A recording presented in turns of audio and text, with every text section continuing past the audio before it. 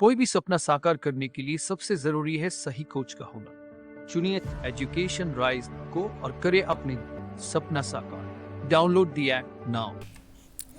Hello students, welcome. आज के इस क्लास में हम करेंगे एक मॉडल पेपर हिस्ट्री का। इससे पहले भी हमने मॉडल पेपर किए हैं और आने वाले वीडियोस में हम और ज़्यादा मॉडल पेपर्स करेंगे। आपका बोर्ड का जो पैटर्न है एग्ज़ाम का, उसके अकॉर्डिंग हम यहाँ पर आपके लिए ला रहे हैं इम्पोर्टेंट क्वेश्चन आंसर्स। और ये सारी जो पीडीएफ है आपको हमारे ऐप में मिल जाएगी। हमारा ऐप है एजुकेशन राइज, प्ले स्टोर पर अवेलेबल है और इस वीडियो के डिस्क्रिप्शन में उसका लिंक भी दिया हुआ है। आप उस लिंक पर क्लिक करके भी आप हमारा ऐप डाउनलोड कर सकते हैं। तो आइए शुरू करते हैं। इतिहास का हम देखेंगे मॉडल पेपर। सबसे पहले हम बात करेंगे खंड अ की बात करेंगे। दोस्तों मैं बता दूं कि ये जो मॉडल पेपर है ये पूर्णांक 80 हमने यहाँ पे शो किया है, क्योंकि आपकी वार्षिक परीक्षा का जो पूर्णांक रहेगा वो 80 नंबर का रहेगा और हाफ ईयरली का रहेगा 70 नंबर का। तो हाफ ईयरली में पैटर्न तो सेम ही रहेगा, लेकिन कुछ क्वेश्चंस कम ज़्यादा हो सकते हैं, कम क्वेश्चन नंबर के हिसाब से। ठीक है, तो पहला प्रश्न है कि बहुविकल्पी प्रश्न, निम्न प्रश्नों के उत्तर का सही विकल्प चयन करके उत्तर पुस्तिका में लिखिए, जैसा कि आपको बोर्ड में ऐसा निर्देश मिलेगा। और पहला प्रश्न है कि थार रेगिस्तान से लगा हुआ पाकिस्तान का रेगिस्तानी क्षेत्र क्या कहलाता है। ऑप्शन 4 हैं आपके पास, आंसर दीजिएगा इसका। ऑप्शन 1 है नखलिस्तान, ऑप्शन ब है पाकिस्तान, ऑप्शन स है चोलिस्तान और ऑप्शन द है अफगानिस्तान। तो दोस्तों इसका सही जवाब रहेगा ऑप्शन स, चोलिस्तान जो है वो कहलाता है। तो ये जो इलाका है जो कि अपने जो थार का रेगिस्तान है, राजस्थान से सटा हुआ जो थार रेगिस्तान है, इसका विस्तार जो पाकिस्तान में है, तो ये पाकिस्तान में चोलिस्तान के नाम से जाना जाता है। सही जवाब है इसका ऑप्शन स। दूसरा प्रश्न है, सर्वप्रथम सोने के सिक्के किन शासकों ने जारी किए थे। सोने के सिक्के जारी करने वाले शासक कौन थे। ऑप्शन 1 है शक शासक, ऑप्शन ब है कुषाण शासक, ऑप्शन स है मौर्य शासक और ऑप्शन द है गुप्त शासक। तो इसका सही जवाब है ऑप्शन ब, कुषाण शासकों ने सबसे पहले जो है सोने के सिक्के जारी किए थे। और कुषाण शासक, कुषाण वंश जो था इसमें कनिष्क जो है वो सबसे प्रतापी शासक हुआ था कुषाण वंश का। दोस्तों सारे के सारे बहुत ही इंपॉर्टेंट क्वेश्चंस हैं, यहाँ पर हम आपको अवेलेबल करा रहे हैं मॉडल पेपर के पैटर्न के हिसाब से। आप इन्हें इस वीडियो को कंप्लीट देखेंगे, जो जितने भी सारे क्वेश्चंस हैं आपके एग्जाम में, वार्षिक परीक्षा में, मैं आपको गारंटी के साथ कहता हूं इसी में से आपके सारे के सारे क्वेश्चंस कवर हो जाएंगे। और इसके अलावा हमारी लाइव क्लास होती है रोजाना शाम को 8:30 बजे, तो आप लाइव क्लास जरूर ज्वाइन करिएगा और अपने मित्रों के साथ इस वीडियो को शेयर भी करते रहिए, ताकि वो लोग भी हमारे साथ जुड़ जाएं और जो नए साथी हैं वो चैनल को सब्सक्राइब करेंगे और साथ ही साथ इस वीडियो के इस चैनल में जो ऑल नोटिफिकेशन बेल है उसको प्रेस करेंगे, ताकि कोई भी वीडियो हमारा जो अपलोड होता है उसको आप मिस ना कर सकें। और हमारा टेलीग्राम चैनल है एजुकेशन राइज नाम से, आप उसे भी ज्वाइन कर लीजिए। लिंक इस वीडियो के डिस्क्रिप्शन में दिया हुआ है। वो वहाँ पर आपको जीके के क्वेश्चंस मिलते हैं आपके सिलेबस के अकॉर्डिंग, और उसके अलावा वहाँ पर जो इन्फॉर्मेशन होती है, इंपॉर्टेंट इन्फॉर्मेशन एग्जाम से रिलेटेड, वो भी आपको हम वहाँ पर अवेलेबल करवाते हैं। आइए आगे बढ़ते हैं, नेक्स्ट प्रश्न देखते हैं। तीसरा, किस शासक के लिए देवनामप्रिय उपाधि का प्रयोग हुआ था। वैसे बिल्कुल इजी क्वेश्चन है, आप सब लोगों को आता होगा। आप जो प्रश्न आते हैं उसका आप कमेंट बॉक्स में जो है वो कमेंट करते जाइए और राइट आंसर का मिलान करते जाइए। 4 ऑप्शन है आपके पास, बताइए क्या आंसर इसका राइट रहेगा। पहला है समुद्रगुप्त, दूसरा है चंद्रगुप्त, तीसरा है अकबर और चौथा है अशोक। तो दोस्तों सही जवाब रहेगा इसका ऑप्शन द, अशोक को देवनामप्रिय उपाधि से, देवनामप्रिय और प्रियदर्शी के नाम से जो है वो उसको संबोधित किया गया है। तो इसका सही जवाब है ऑप्शन द। नेक्स्ट प्रश्न है चौथा, महाभारत के रचयिता किसे माना जाता है। ऑप्शन 1 है विशाखदत्त को, ऑप्शन 2 है बाणभट्ट को, ऑप्शन स है कालिदास को और ऑप्शन द है वेदव्यास को। तो महाभारत के रचयिता वेदव्यास जी को माना जाता है। सही जवाब रहेगा ऑप्शन द। नेक्स्ट प्रश्न है पांचवा, गोत्र से बाहर विवाह करने को कहते हैं। गोत्र से बाहर विवाह करने को क्या कहते हैं। एक गोत्र से बाहर जो दूसरे गोत्र में विवाह होता है उसे क्या कहते हैं। ऑप्शन 1 है बहिर्विवाह, ऑप्शन ब है अंतर विवाह, ऑप्शन स है प्रेम विवाह और ऑप्शन द है उपर्युक्त में से कोई नहीं। तो दोस्तों गोत्र से बाहर जो विवाह होता है उसे बहिर्विवाह पद्धति कहते हैं और इसका सही जवाब है ऑप्शन 1। और गोत्र के भीतर जो विवाह होता है उसे अंतर विवाह कहते हैं। तो सही जवाब है ऑप्शन अ, बहिर्विवाह पद्धति। आपको बता दूं दोस्तों कि हम अपने चैनल पर बाकी जो आपके सब्जेक्ट्स हैं, हिस्ट्री के अलावा आपका Hindi compulsory, English compulsory, Hindi साहित्य, पॉलिटिकल साइंस, ये सारे के सारे सब्जेक्ट हम पढ़ाते हैं और इन सब के अपलोडेड वीडियोस आपको प्लेलिस्ट वाइज मिल जाएंगे। और अगर आप इंटरेस्टेड हैं तो रोजाना शाम को 8:30 बजे हमारी लाइव क्लास होती है, वहाँ पर अल्टरनेटिव डेज में हम इन सारे सब्जेक्ट्स को पढ़ते हैं। तो आप जरूर ज्वाइन करिएगा 8:30 बजे हमारी लाइव क्लास, और बोर्ड एग्जाम्स तक हम लगातार आपके साथ बने रहेंगे और आपको विभिन्न प्रकार के चैप्टर्स, क्वेश्चन आंसर्स और मॉडल पेपर्स अवेलेबल करवाएंगे। आइए आगे बढ़ते हैं, अगला प्रश्न देखते हैं। इब्न बतूता ने अपना यात्रा वृत्तांत किस भाषा में लिखा? ऑप्शन ए है अरबी, ऑप्शन ब है फारसी, ऑप्शन स है हिब्रू और ऑप्शन द है उर्दू। तो आप सबको पता होगा कि इब्न बतूता ने अपना जो यात्रा वृत्तांत था जिसका नाम है रिहला, याद रखिएगा, यात्रा वृत्तांत का नाम भी याद रखिए, क्योंकि कई बार प्रश्न में पूछा जाता है कि इब्न बतूता के यात्रा वृत्तांत का नाम क्या है। तो उसका नाम था रिहला, और ये रिहला उसने अरबी भाषा में लिखा है। सही जवाब रहेगा इसका ऑप्शन अ, अरबी भाषा। करेक्ट आंसर है ऑप्शन 1 रिहला, इब्न बतूता। और इब्न बतूता अफ्रीकी देश मोरक्को का रहने वाला था। नेक्स्ट प्रश्न है 7वां। शेख निजामुद्दीन औलिया की दरगाह कहाँ स्थित है? ऑप्शन 1 है फतेहपुर सीकरी, ऑप्शन ब है दिल्ली, ऑप्शन स है आगरा और ऑप्शन द है अजमेर। तो दोस्तों आपको याद होगा कि शेख निजामुद्दीन औलिया साहब की दरगाह जो है ये दिल्ली में स्थित है। सही जवाब है ऑप्शन ब। हमारे राजस्थान में अजमेर में शेख मोइनुद्दीन चिश्ती साहब की दरगाह है, जिन्हें गरीब नवाज ख्वाजा मोइनुद्दीन चिश्ती साहब के नाम से भी जाना जाता है। तो वो अजमेर में स्थित है। और निजामुद्दीन औलिया साहब की दरगाह जो है वो दिल्ली में स्थित है। सही जवाब है ऑप्शन ब। अगला प्रश्न है नेक्स्ट है प्रश्न नंबर 8। तालीकोटा की लड़ाई कब हुई थी? तालीकोटा या इसका दूसरा नाम है राक्षस तांगड़ी का युद्ध कब हुआ था?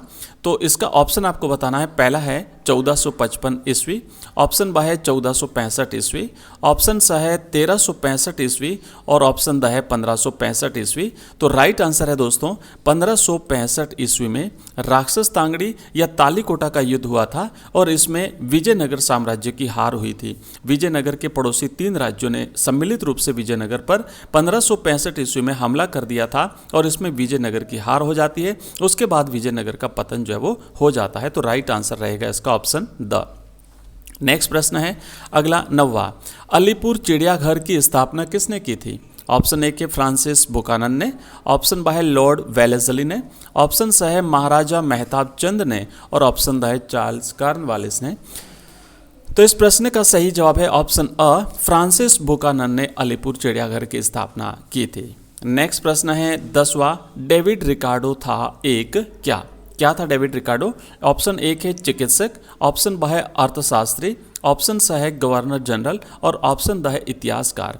तो डेविड रिकार्डो जो है ये ब्रिटेन का एक जाना माना अर्थशास्त्री था और इस अर्थशास्त्री डेविड रिकार्डो के सिद्धांत के आधार पर बम्बई दक्कन बम्बई में अंग्रेजों ने जो राजस्व प्रणाली जिसे रेतवाड़ी के नाम से जाना जाता है वो जो अपनाई थी, वो इसी अर्थशास्त्री डेविड रिकार्डो के सिद्धांतों से प्रभावित होकर के और उसके सिद्धांतों के हिसाब से उन्होंने रेतवाड़ी व्यवस्था लागू की थी अंग्रेजों ने बम्बई दक्कन में। और इससे पहले इन्होंने बंगाल में इस्तमरारी बंदोबस्त व्यवस्था को लागू कर दिया था। लेकिन इस्तमरारी में व्यवस्था ये थी कि आपने एक बार जो राशि तय कर दी है उसे बढ़ा नहीं सकते थे। तो इन्होंने इसके लिए दक्कन बम्बई में अपने राजस्व को बढ़ाने के लिए रेतवाड़ी व्यवस्था लागू की थी। नेक्स्ट प्रश्न है 11वां। गारेर मठ क्या था? ऑप्शन 1 है एक मैदान था, ऑप्शन ब है एक शहर था, ऑप्शन स है एक बस्ती थी और ऑप्शन द है एक पक्षी था। तो दोस्तों सही जवाब रहेगा ऑप्शन अ, गारेर मठ जो है ये एक मैदान था। राइट आंसर है ऑप्शन अ। नेक्स्ट प्रश्न है 12वां और जो ऑब्जेक्टिव टाइप के क्वेश्चन है इसमें आपके 12 जो है वो ऑब्जेक्टिव टाइप में MCQs पूछे जाएंगे। उसके बाद में फिर आपके रिक्त स्थान वाले प्रश्न आएंगे, 6 रिक्त स्थान वाले प्रश्न आएंगे। उसके बाद में आपकी 11 और 12 या तो 11 या 12 जो है वो अति लघुत्रात्मक प्रश्न आएंगे। तो ये सारे के सारे भाग अ में सम्मिलित हैं। उसके बाद फिर आपका आएगा खंड ब, खंड स और खंड द। और खंड द में आपको दोस्तों मिलेंगे मतलब ऑप्शंस मिलेंगे कि 2 में से कोई एक आपको करना है। चलिए 12वां प्रश्न देख लेते हैं। निम्न में से किस राजनेता द्वारा अ बंच ऑफ लेटर्स का संकलन किया गया? दोस्तों काफ़ी इंपॉर्टेंट प्रश्न है, परीक्षा में आने की पूरी पूरी संभावना है। जो प्रश्न इंपॉर्टेंट हैं, हालांकि सारे इंपॉर्टेंट हैं, पर फिर भी जो ज़्यादा जिसकी संभावना बनती है वो मैं आपको विशेष रूप से बता देता हूँ। तो आप इन प्रश्नों को विशेष ध्यान से पढ़िएगा। प्रश्न ऑप्शन 1 है जवाहरलाल नेहरू द्वारा, ऑप्शन ब है महात्मा गांधी द्वारा, ऑप्शन स है डॉक्टर राजेंद्र प्रसाद द्वारा और ऑप्शन द है डॉक्टर राधा कृष्णन के द्वारा। तो दोस्तों सही जवाब रहेगा अ बंच ऑफ लेटर्स का संकलन जो है वो पंडित जवाहरलाल नेहरू के द्वारा किया गया था। राइट आंसर रहेगा ऑप्शन अ जवाहरलाल नेहरू। ठीक है, तो ये हमने किए अभी तक ऑब्जेक्टिव टाइप के क्वेश्चंस और मैं आशा करता हूँ आपको काफ़ी पसंद आए होंगे। आगे हम करेंगे रिक्त स्थान की पूर्ति वाले प्रश्न। पहला प्रश्न है, रिक्त स्थान है शब्द लोगों द्वारा पात्रों जैसे कि घड़ों में रखी गई वस्तुओं के लिए प्रयुक्त किया जाता था। मतलब कुछ ऐसे बड़े पात्र होते थे, मिट्टी के पात्र होते थे, जैसे मान लो घड़े हैं और बड़े बड़े जो पात्र होते थे, उन पात्रों में क्या होता था कि वस्तुओं को रखा जाता था। तो उनके लिए क्या शब्द प्रयुक्त होता था? तो उनके लिए शब्द जो प्रयुक्त होता था वो था संचय। संचय मतलब इकट्ठा करना, है ना। इन पात्रों में विभिन्न प्रकार की वस्तुओं को इकट्ठा करके रखा जाता था, तो वो संचय कहलाता था। तो आप यहाँ लिखेंगे कि संचय शब्द लोगों द्वारा पात्रों जैसे कि घड़ों आदि में रखी गई वस्तुओं के लिए प्रयुक्त किया जाता है। ऑप्शन इसका सही जवाब रहेगा संचय। आपको यहाँ पर क्या करना है कि रिक्त स्थान की पूर्ति करनी है, एक शब्द लिखना है और एग्जाम में आप क्या करेंगे, प्रश्न आपको रिपीट करने की आवश्यकता नहीं है, प्रश्न की क्रम संख्या लगा करके और उत्तर लिख देना मात्र संचय। ठीक है, ये आपका आंसर हो जाएगा। दूसरा प्रश्न है कि इब्न बतूता सिंध पहुंचा तो उसने सुल्तान रिक्त स्थान के लिए भेंट स्वरूप घोड़े, ऊंट और दास खरीदे। तो इब्न बतूता जो मोरक्को से भारत आया था और वो सिंध के रास्ते होते हुए भारत में प्रवेश करता है, तो सिंध जब पहुंचा तो उसने किस सुल्तान के लिए, जबकि जो कि वो दिल्ली का सुल्तान था, तो कौन से सुल्तान के लिए उसने ऊंट, घोड़े और दास भेंट स्वरूप देने के लिए खरीदे थे? तो इसका सही जवाब रहेगा मोहम्मद बिन तुगलक। आप यहाँ पे लिखेंगे आंसर कि मोहम्मद बिन तुगलक के लिए इब्न बतूता ने जो है वो ये घोड़े, ऊंट और दास उनको भेंट देने के लिए खरीदे थे। और इब्न बतूता मोरक्को का निवासी था। इब्न बतूता के ग्रंथ का नाम है रिहला और ये अरबी भाषा में लिखा गया है। मैं मिलते जुलते जो भी क्वेश्चंस होते हैं आपकी परीक्षा में आने की जिनकी संभावना रहती है, वो सारे के सारे क्वेश्चंस आपको बता देता हूँ, आप लोग इनको याद करके रखें। अगला प्रश्न है नेक्स्ट कि सत्यजीत राय की प्रसिद्ध फिल्म जलसाघर की शूटिंग कहां पर हुई थी? तो आप लिखेंगे पंडुल राजमहल में सत्यजीत राय की इस प्रसिद्ध फिल्म जलसाघर की शूटिंग हुई थी। नेक्स्ट प्रश्न है हमारा अगला, नाना साहेब कानपुर के रिक्त स्थान है उत्तराधिकारी थे। तो कानपुर के किस शासक के उत्तराधिकारी थे? तो आप लिखेंगे कि पेशवा बाजीराव द्वितीय, है ना, पेशवा बाजीराव द्वितीय के उत्तराधिकारी थे नाना साहेब, याद रखिएगा। और नाना साहेब ने कानपुर से 1857 के विद्रोह का नेतृत्व किया था। झांसी की रानी लक्ष्मीबाई ने झांसी से किया था। तो इस तरीके से जैसे कुंवर सिंह ने आरा बिहार से किया था, तो अलग अलग ठिकानों से जो विद्रोह का नेतृत्व करने वाले लोग थे, तो ये विशेष इंपॉर्टेंट है, इसलिए याद रखिएगा। और ये पेशवा बाजीराव द्वितीय के उत्तराधिकारी थे नाना साहेब। नेक्स्ट प्रश्न है दोस्तों, अगला प्रश्न है नेक्स्ट कि अपने चमड़े की वस्तुओं, ऊनी और सूती कपड़ों के लिए प्रसिद्ध था। ऑप्शन यहाँ पे लिखेंगे कानपुर। कानपुर जो है ये अपने ऊनी वस्तुओं, सूती कपड़ों के लिए प्रसिद्ध था। और अगला प्रश्न है कि सरकारी आंकड़ों के मुताबिक 1921 में कितनी हड़तालें हुई थी? तो आप लिखेंगे 396 हड़तालें जो है वो सरकारी आंकड़ों के हिसाब से हुई थी। और अब हम करेंगे यहाँ पे नेक्स्ट जो अति लघुत्रात्मक प्रश्न है।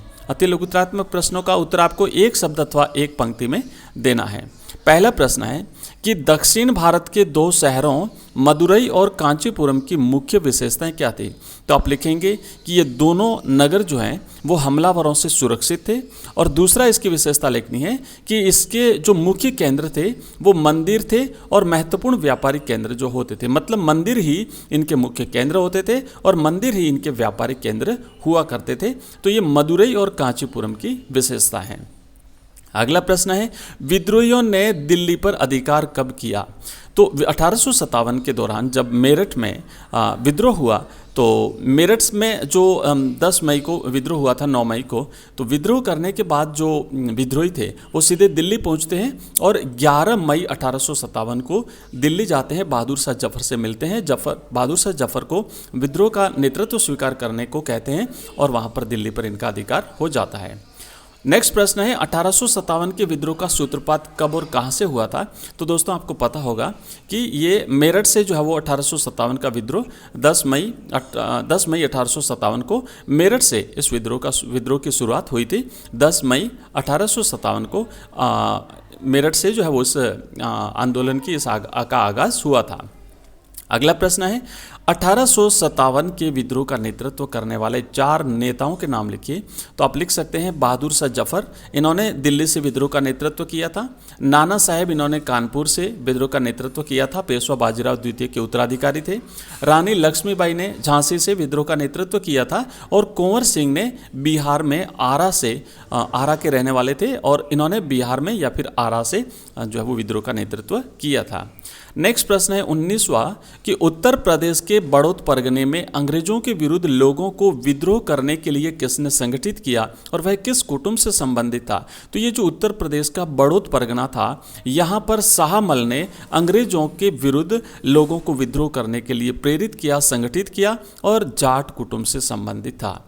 नेक्स्ट प्रश्न है 1857 के विद्रोह से पूर्व भारतीय सैनिकों को कौन सी राइफलें दी गई थी। तो इन्हें एनफील्ड राइफल्स दी गई थी। याद रखिएगा, ये प्रश्न पूछा जा सकता है। एनफील्ड राइफल्स दी गई थी और इनमें कारतूस भरने से पहले इन्हें मुंह से खोलना होता था और ऐसी बात हुई थी कि इसमें गाय और सूअर की चर्बी लगी हुई है। तो इसमें क्या हुआ कि हिंदू और मुस्लिम दोनों ही धर्मावलंबी जो सैनिक थे, उन्होंने अपने धर्म को भ्रष्ट करना इसे माना था और इस तरीके से फिर विद्रोह के लिए एक प्रकार से ये तात्कालिक कारण भी माना जाता है। नेक्स्ट प्रश्न है कि भारतीय सैनिकों ने किस अफवाह से प्रेरित होकर के एनफील्ड राइफलों के कारतूसों का प्रयोग करने से इनकार कर दिया था। तो इसमें गाय और सूअर की चर्बी लगी हुई थी, ऐसी अफवाह फैली थी और इसीलिए इन्होंने मना कर दिया था। नेक्स्ट प्रश्न है 22वां कि अंग्रेजों ने 1857 के विद्रोह से पूर्व गोद लेने को अवैध घोषित कर अनेक रियासतों पर अधिकार कर लिया था। ऐसे किन्हीं 3 रियासतों के नाम लिखिए। तो आप लिखेंगे झांसी, सतारा और नागपुर। और दोस्तों इसी के साथ हम यहाँ पर एक और प्रश्न है कि अंग्रेजों ने अवध के नवाब वाजिद अली शाह को गद्दी से हटा करके कहाँ पे निष्कासित कर दिया था। तो उन्हें कलकत्ता भेज दिया था।